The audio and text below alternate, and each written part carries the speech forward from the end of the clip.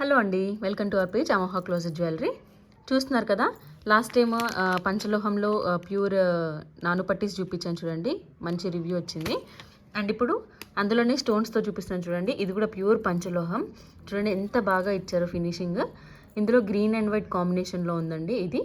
And దీనికి ear rings చూడండి ఎంత నీట్గా ఉన్నాయో.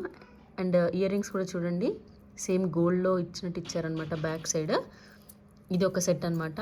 సేమ్ ఇది కూడా జస్ట్ 1100 రూపీస్ అండి, ఫ్రీ షిప్పింగ్.